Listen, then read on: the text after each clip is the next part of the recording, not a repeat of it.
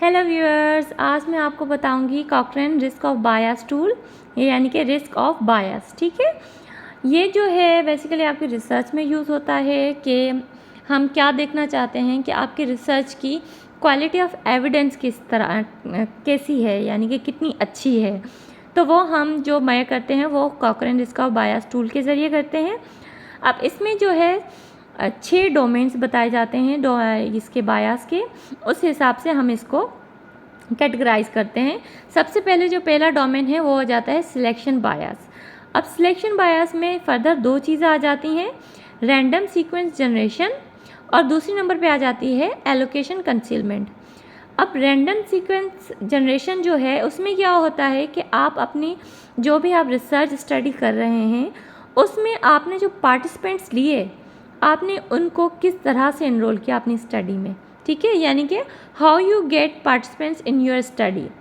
ठीक है, उसको किस तरीके से इनरोल किया, इधर आपने रैंडमाइजेशन की या नहीं की। अगर वो आपको स्टडी में जो भी आर्टिकल्स आप ले रहे हैं या आप जो भी अपनी रिसर्च बना रहे हैं उसमें आपको मेंशन करना बहुत ज़रूरी होता है। ठीक है, अगर नहीं करते तो फिर वो बायस का हाई रिस्क हो जाता है।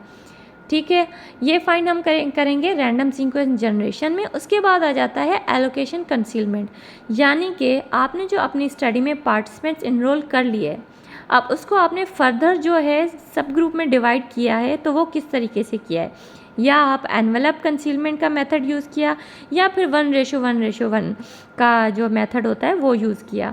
ठीक है, वो आपको फर्दर उसमें स्टडी में बताना होता है। यानी कि सिलेक्शन बायस में 2 चीज़ें आ गई, रैंडम सीक्वेंस जनरेशन और एलोकेशन कंसीलमेंट। ये दोनों ही आपके पार्टिसिपेंट्स जो आप स्टडी में इनरोल करते हैं उसको बताती हैं। रैंडम सीक्वेंस जनरेशन में सबसे पहले आप बताते हैं कि आपने पार्टिसिपेंट जो लिए हैं वो किस तरह से लिए हैं। यानी कि आप स्टडीज़ में देखेंगे कि लिखा होगा रैंडमाइजेशन की गई है, वो भी कंप्यूटर जनरेटेड, इस तरह का कुछ लिखा होगा डिटेल में। ठीक है, और एलोकेशन कंसीलमेंट में भी बताया होगा कि या जो उन्होंने रैंडमाइजेशन की है वो कंप्यूटर जनरेटेड के थ्रू की है या फिर एनवेलप वाला मेथड यूज़ किया है या 1:1 वाला मेथड किया है। ठीक है, ये आपके जो रिसर्च आर्टिकल में होगा पब्लिश्ड होगा, उसमें ये लिखा हुआ होगा। ठीक है, अब उसके बाद सेकंड जो डोमेन आ जाता है हमारे पास वो है परफॉर्मेंस बायस। इसमें हम क्या देखते हैं कि ब्लाइंडिंग देखते हैं ऑफ पार्टिसिपेंट्स एंड पर्सनल की। अब इसका क्या मतलब है ब्लाइंडिंग ऑफ पार्टिसिपेंट्स और पर्सनल में, यानी कि आपने जैसे आर्टिकल्स लिए जिसमें जो है कुछ ग्रुप्स होते हैं वो केसेस होते हैं, कुछ कंट्रोल होते हैं, यानी कि कुछ को हम ट्रीटमेंट दे रहे होते हैं, कुछ को नहीं दे रहे होते। तो इसमें जो आप पार्टिसिपेंट्स ले रहे होते हैं उनको क्या ये पता है कि उनको किस ग्रुप में जाना है, किस आइदर कंट्रोल में है या केसेस में है, या फिर अगर प्लेसिबो जा रही है। मतलब आपको जो है आपकी स्टडी अच्छी तभी होगी जब आप पार्टिसिपेंट और पर्सनल को ब्लाइंड करेंगे। ठीक है, अगर आपकी स्टडी में लिखा हुआ है कि they are not blinded, that means आपकी जो स्टडी का है वो हाई रिस्क है बायस है। ठीक है, तो ये जो है इसमें हम ब्लाइंडिंग ऑफ पार्टिसिपेंट और पर्सनल देखते हैं। ठीक है, ये बाकायदा लिखा होगा रिसर्च में, आप जब ये टूल को हम पढ़ेंगे फर्दर तो उसमें जो आप रिसर्च आर्टिकल्स पे आप जिस पे करेंगे उसमें ये आपको मेंशन्ड हुआ होना चाहिए। ठीक है, उसके बाद आ जाता है डिटेक्शन बायस, जिसमें हम क्या देखते हैं ब्लाइंडिंग ऑफ आउटकम असेसमेंट, यानी कि आपके जो इन्वेस्टिगेटर है जो आपका पूरा एनालिसिस कर रहा है वो ब्लाइंडेड है या नहीं है। ठीक है, ये चीज़ हम डिटेक्शन बायस में देख लेंगे। उसके बाद जो 4th नंबर पे जो हमारा बायस का डोमेन आता है वो एट्रिशन बायस है। इसमें हम क्या देखते हैं इनकम्प्लीट आउटकम डेटा।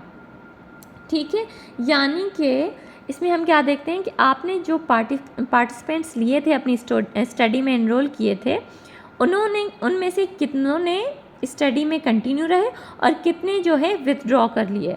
ठीक है, और कितनों ने फॉलोअप अच्छे से किया। और अगर इसमें जो है ना बेसिकली हम 2 चीज़ें देखते हैं। सबसे पहले देखते हैं कि अगर मतलब आपकी स्टडी में फॉलोअप पार्टिसिपेंट्स ने किया है उनमें से कुछ ने विथड्रॉ किया है या नहीं, पहला सवाल ये आ जाता है इसमें। ठीक है, और अगर किया है तो फिर सेकंड क्वेश्चन क्या आता है कि जिसने विथड्रॉ किया है उनको सब ग्रुप में डिवाइड करके उन्होंने कोई एनालिसिस किया हुआ है अपनी स्टडी में। ये 2 क्वेश्चन आ जाते हैं एट्रिशन बायस में। ठीक है, इनकम्प्लीट आउटकम डेटा। उसके बाद हमारा जो फिफ्थ डोमेन आ जाता है वो है रिपोर्टिंग बायस। अब रिपोर्टिंग बायस में हम जो देखते हैं वो सिलेक्टिव रिपोर्टिंग देखते हैं, यानी कि जो स्टडीज़ होती हैं उसमें जो ऑब्जेक्टिव्स दिए हुए होते हैं, क्या जो ऑथर है उसने जो अपने ऑब्जेक्टिव्स बताए हुए हैं वो उसने रिज़ल्ट में सारे मेंशन किए हैं, यानी कि जो अपनी स्टडी में वो फाइंड आउट करना चाह रहा था उसका रिज़ल्ट इसने मेंशन किया है या नहीं। ठीक है, वो हम किस में देखेंगे, रिपोर्टिंग बायस में, यानी कि सिलेक्टिव रिपोर्टिंग में। इसमें हम कंपेयर करेंगे ऑब्जेक्टिव को रिजल्ट से। ठीक है, उसके बाद आ जाता है अदर बायस। अब अदर बायस में क्या हो जाता है कि anything else ideally pre specified. इसमें हम बेसिकली दो फैक्टर्स देखते हैं। फर्स्ट फैक्टर आ जाता है फंडिंग का, कि अगर किस मतलब जो फंडिंग हुई है या नहीं हुई, आइदर हुई है या नहीं, आइदर नहीं हुई, ठीक है, लेकिन आपको मेंशन करना ज़रूरी है अपनी स्टडी में, तो ये आपका लो रिस्क हो जाता है बायस का। लेकिन अगर मेंशन नहीं है तो ये फिर आपका हाई रिस्क हो जाता है। और जो दूसरी चीज़ हम इसमें देखते हैं वो है कॉन्फ्लिक्ट ऑफ इंटरेस्ट। वो भी आप रिसर्चर्स जो होता है उसको लिखना, अपनी स्टडी में मेंशन करना ज़रूरी होता है। ठीक है, अगर ये दोनों चीज़ें आप बताई हुई हैं, दैट मीन्स जो आपकी रिसर्च है, आर्टिकल है, वो उसका जो बायस का रिस्क ऑफ बायस है वो बहुत लो है। ठीक है,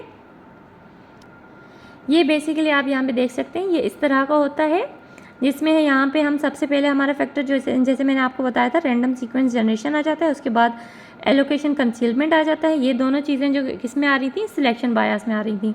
उसके बाद ब्लाइंडिंग ऑफ पार्टिसिपेंट और पर्सनल आ जाता है, ये परफॉर्मेंस बायस में आ जाता है। उसके बाद ब्लाइंडिंग ऑफ आउटकम असेसमेंट, ये किस में आ रहा था, डिटेक्शन बायस में। उसके बाद हमारा था अट्रिशन बायस, जिसमें आ जाता है इनकम्प्लीट आउटकम डेटा। उसके बाद सिलेक्टिव रिपोर्टिंग, जो किस में आ जाता है, रिपोर्टिंग बायस में। और उसके बाद अदर बायस। ठीक है, अदर बायस से हम क्या देख रहे थे, आइदर फंडिंग की हुई है या नहीं की हुई, वो मेंशन होना ज़रूरी है। और जो कॉन्फ्लिक्ट ऑफ इंटरेस्ट है वो भी मेंशन होना ज़रूरी है। ठीक है, जितनी चीज़ें आप मेंशन ज़्यादा करेंगे उतना ही आपके स्टडी का रिस्क ऑफ बायस लो होगा। ठीक है, अब यहाँ पे जैसे आप जो भी आपका मेंशन किया हुआ है उसको आप प्लस साइंस करेंगे, यानी कि जैसे आप यहाँ पे देख सकते हैं, माइनस यानी कि high risk of bias, plus यानी कि लो रिस्क ऑफ बायस, यानी कि आपकी स्टडी का जितना रिस्क ऑफ बायस लो होगा उतनी आपकी स्टडी अच्छी होगी। तो इसीलिए यहाँ पे लो को क्या किया गया है, प्लस किया गया है, यानी कि प्लस साइन, यानी कि पॉजिटिव। जितना आपका रिस्क ऑफ बायस लो होगा उतनी आपकी स्टडी पॉजिटिव होगी। इसको इस तरह से आप समझ लें। और जितना ही आपका रिस्क ऑफ बायस हाई होगा आपकी स्टडी नेगेटिव होगी। और जैसे कि अगर फॉर एग्जांपल यहाँ अदर बायस में दो फैक्टर्स थे,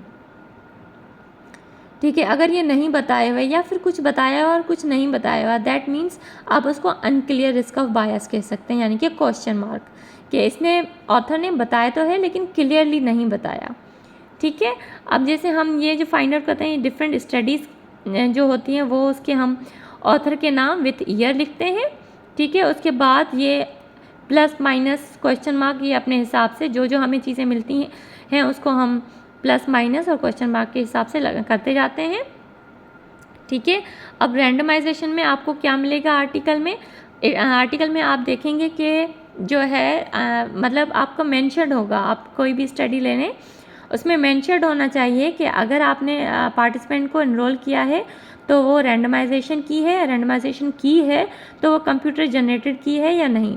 अगर सिर्फ लिखा हुआ है कि रैंडमाइजेशन की है, दैट मीन्स कि उसने जो है मतलब आधी मालूमात दी है, तो उसमें हम क्या लगाएंगे, क्वेश्चन मार्क। ठीक है, कि रैंडमाइजेशन तो की है लेकिन ये नहीं बताया कि किस तरीके से की है या क्या वो कंप्यूटर जनरेटेड है या नहीं। ठीक है, तो वो उसको हम क्वेश्चन मार्क बनाएंगे। लेकिन अगर उसने बताया हुआ है कि रैंडमाइजेशन भी की है और कंप्यूटर जनरेटेड के थ्रू की है तो फिर उसको हम प्लस देंगे।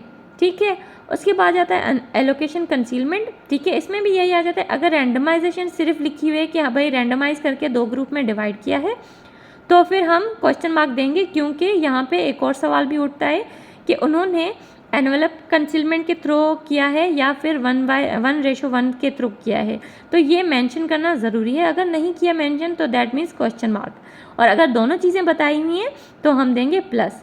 और अगर एक भी चीज़ नहीं बताई हुई, बस इनरोल कर लिए पार्टिसिपेंट्स, ठीक है, तो हम उसको नेगेटिव देंगे। उसके बाद आ जाता है हमारा blinding of participant in personal. ये बाकायदा आपको लाइन मिलनी चाहिए कि आइदर आपके पार्टिसिपेंट्स या पर्सनल उसमें ब्लाइंडेड थे या नहीं। अगर नॉट ब्लाइंडेड लिखा हुआ है, नोट कीजिएगा, अगर नॉट ब्लाइंडेड लिखा हुआ है आपकी स्टडी में तो ये हाई रिस्क ऑफ बायसनेस है, ठीक है, आप नेगेटिव करेंगे, ठीक है,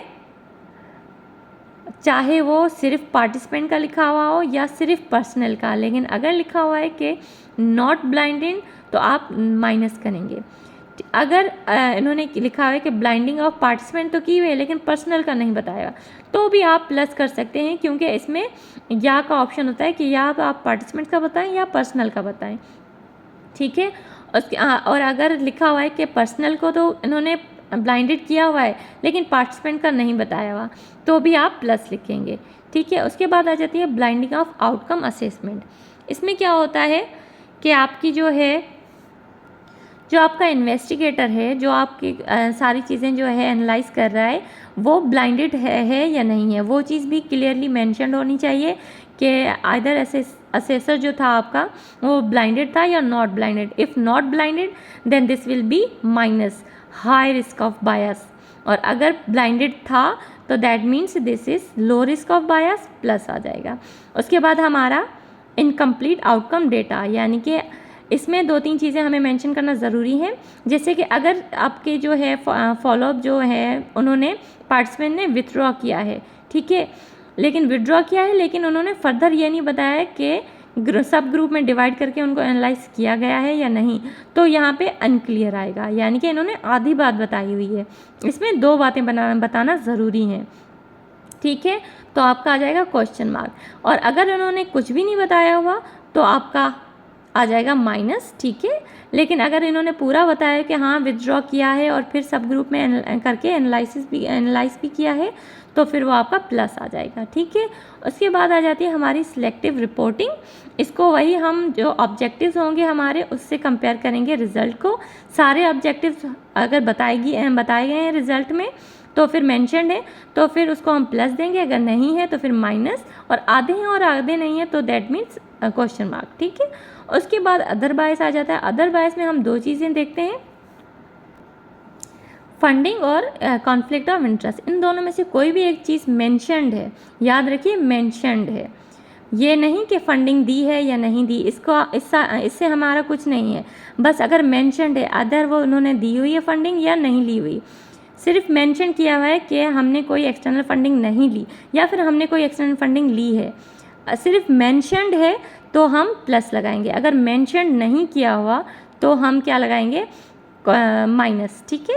और अगर मेंशन्ड है लेकिन आधी अधूरी बात बताई हुई है तो हम क्वेश्चन मार्क बताएंगे, ठीक है जी व्यूअर्स। तो आज का हमारा यही था कॉकरेन रिस्क ऑफ बायस टूल, ठीक है। मेरे चैनल को लाइक और सब्सक्राइब ज़रूर कीजिएगा, आगे ऐसी ही वीडियोज़ आपको ईजी करके बताती जाऊँगी। Thank you.